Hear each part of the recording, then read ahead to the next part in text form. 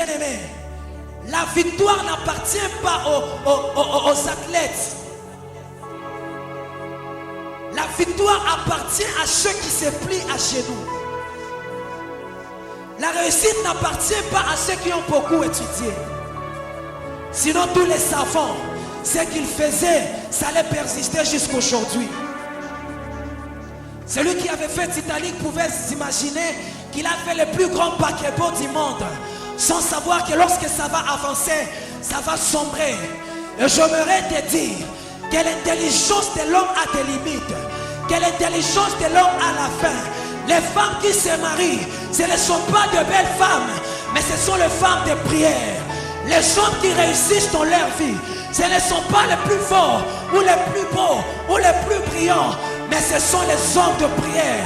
Ce sont les hommes qui se rabaissent, qui disent Seigneur, je ne peux rien, et je me prosterne dans ta présence.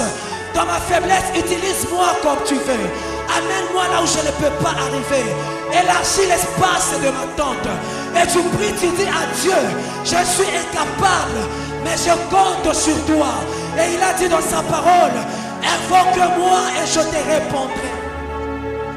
Lorsque tu invoques Christ, il va se manifester dans ta vie.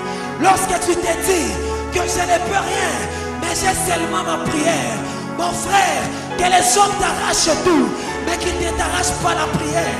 Que tu manques le temps de manger, que tu manques le temps de te reposer, que tu manques le temps d'aller voir tes amis, que tu manques le temps d'aller chercher, mais que tu ne manques jamais le temps de fléchir tes genoux, que tu ne manques jamais le temps de prier, car c'est seulement avec la prière que tu peux accélérer, c'est seulement avec la prière que tu peux réussir, c'est seulement avec la prière que tu peux aller de l'avant.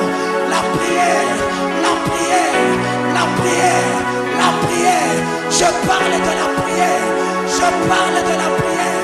Arrachez-moi tout, mais ne m'arrachez pas la prière.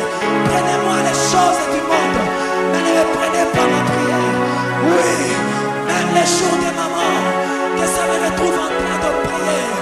Même les jours de ma mort, que ça me retrouve en train de prier. Parce que Dieu, au moyen de la prière, il est capable de changer ma vie. Alléluia. J'aimerais particulièrement parler à quelqu'un ce soir. Chabrasou telivas. Malou sable de gaz.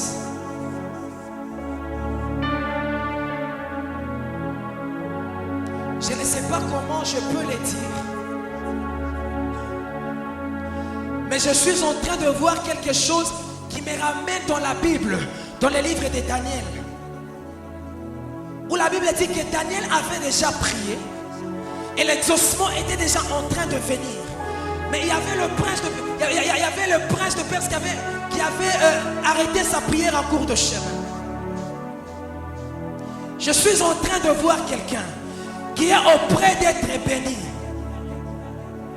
Mais tu n'es pas encore disposé à recevoir la prière que Dieu, l'exaucement que Dieu veut te donner. Pourquoi?